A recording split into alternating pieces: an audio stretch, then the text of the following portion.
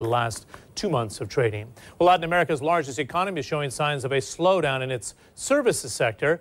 HSBC's Business Activity Index for Brazil showed that last month the sector fell all the way down to 49.7 from 54.4 in April. That's the first decline since July of 2009, and that puts that below the 50 mark that separates growth from contraction.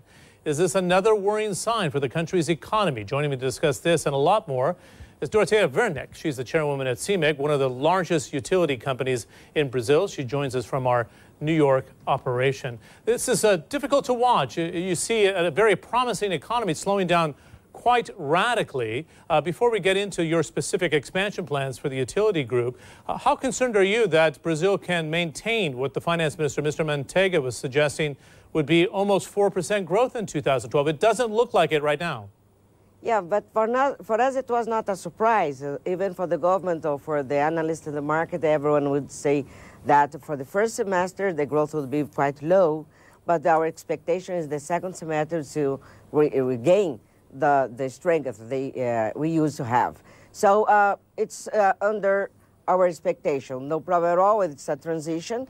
As we know, no way an economy can be left aside of the international crisis, so we have to deal with that, and we are expecting better growth in the second semester.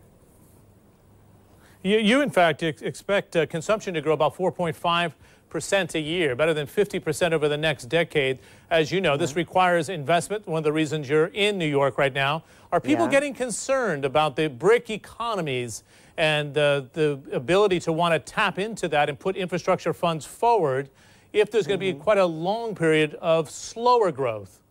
Yeah. Yes, you were right in terms of BRICS. Even China is showing some slowdown results. But I can assure you the Brazilian economy has at its side this growing of the domestic market, which is quite huge in the last 8-10 years. And now some measures have been taken to increase the domestic consumption, especially in the area of credits. What is going on now is that since there is this expectation of diminishing interest rate, I think that most people is just waiting to see where it's going on. It's much better to wait a little bit more to see what the interest rate is going, and then to have a new credits for consumption or for investment. But in the investment side, yes, we have a lot of expectations on infrastructure, but also, as everyone knows, last year we were the second country in attracting direct investment. So we do believe that for this year it could be not so huge as last year, which was $6-7 billion, but it still be a large volume of direct for investments. We had somewhat of a shock for South Africa when they held the World Cup. Everything went smoothly from a security standpoint.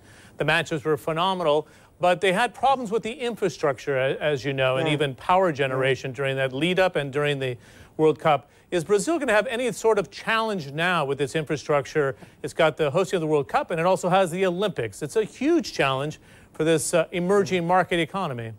Yeah, many people is just worried if we are going to finish all the rebuilding of our arenas at the due time. But I can assure you that, yes, we can do that. The investments are going on. Actually, you are investing in 12 different cities, and it will be sufficient to have 8 of them ready for the World Cup. And besides that, to have the Olympics games. So it's a lot of investment focusing on that 2 big events we are going to have in Brazil. So there is some worry, I have to agree with you, but we are on the schedule, and I don't think this is going to have any problem. For energy, I must assure you and everyone that there was not going to have any problem supplying of energy for the World Cup.